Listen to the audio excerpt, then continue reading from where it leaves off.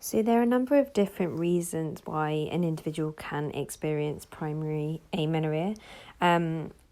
If you are actually working with an individual, or if it's you yourself, and you haven't started menstruating by around the age of 16, then the first thing to do is to check for any underlying medical reasons. So going to the GP or the practitioner, whichever country you're based in, a medical practitioner, and asking for some advice and getting them to, or they will run some tests and probably do some scans just to try and work out if there's a medical cause firstly.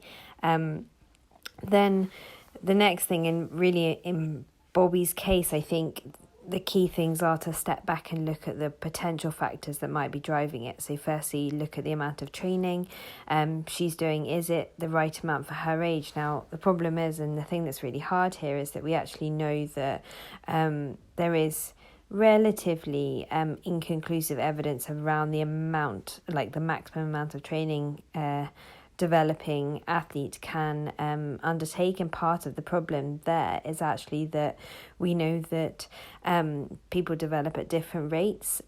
Regardless, I think clearly doing the amount that Bobby was doing was definitely too much, and I think another big part here was that she actually jumped from doing not that much to suddenly doing loads and loads. Like, obviously she was always active, but not to the extent of which she was as she grew up and progressed through her teens. So that's a big factor. But then obviously fueling whatever exercise an individual's doing as well is super important. So ensuring that not only are you eating enough, but you're eating enough of the right things, and really importantly at the right times.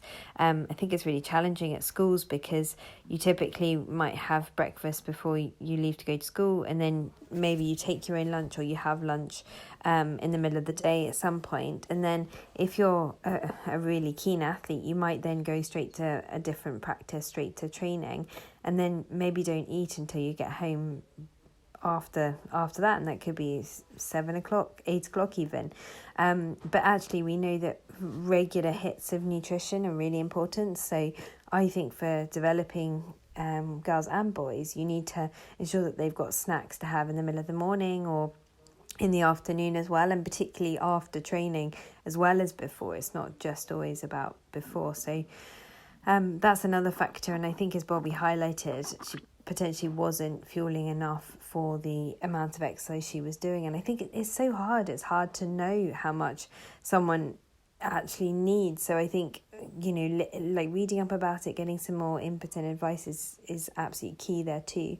Then the other factors that could well be playing a part here as well are sleep disturbances or a lack of sleep. So obviously, as Bobby highlighted, she was getting up really early to do or to look after the horses. So actually, was she going to bed early enough? Was she experiencing a chronic sleep debt, which effectively puts the body under too much stress and reduces the ability to kind of recover, and also shuts off the sort of non-essential processes like reproduction. So actually she never had that opportunity for her to kind of kickstart that process.